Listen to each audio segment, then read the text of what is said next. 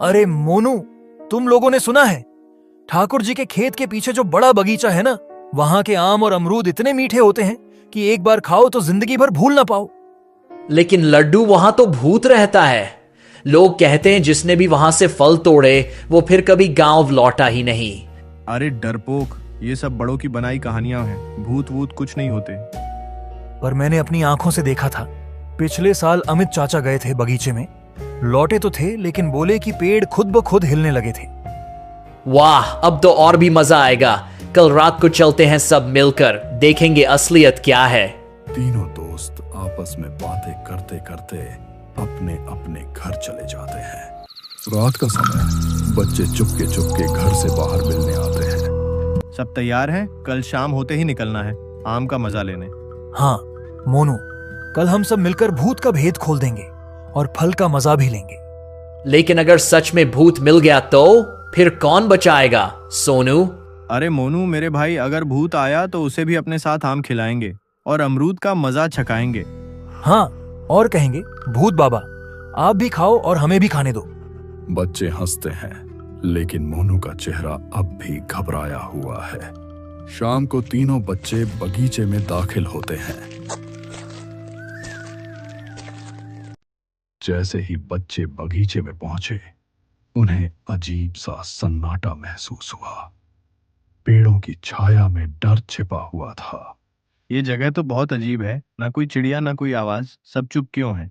चुप रहो और देखो, ये आम कितने पीले पीले और रसदार हैं। वाह!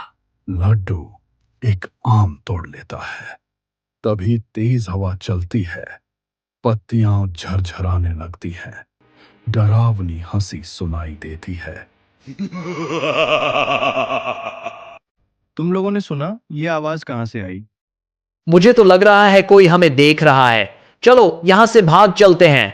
तभी अचानक वहां पर बहुत सारी धुंध बनने लगती है और धुंध से एक बड़ा भूत निकलता है। उसकी आंखें लाल चमक रही हैं।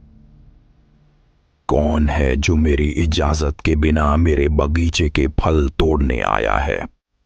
आज वो बच के जाएगा नहीं। भूत, सच में भूत है। मैंने कहा था ना, इस बगीचा में भूत रहता है। अब कोई नहीं बचेगा।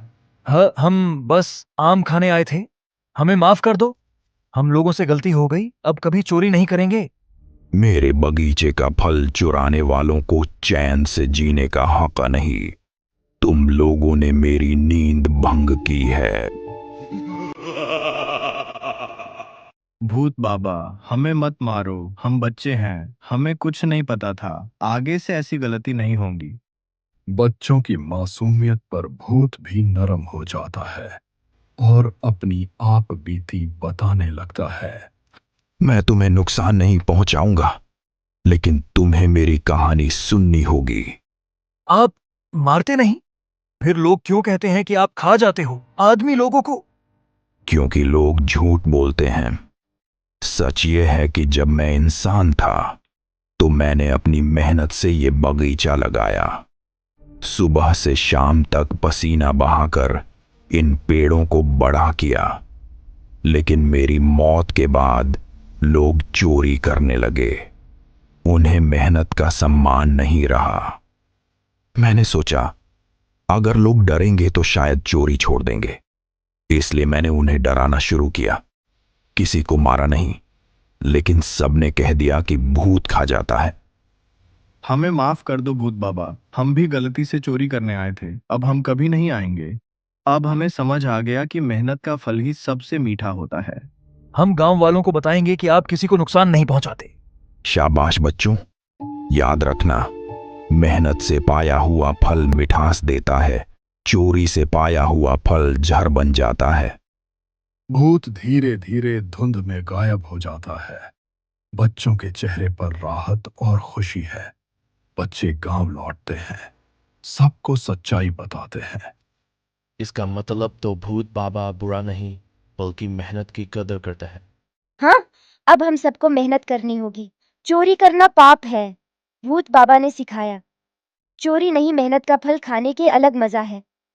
उस दिन के बाद गांव के लोग कभी चोरी छुपे बगीचे में नहीं गए। सबने सीखा, मेहनत का फल ही सबसे मीठा होता है।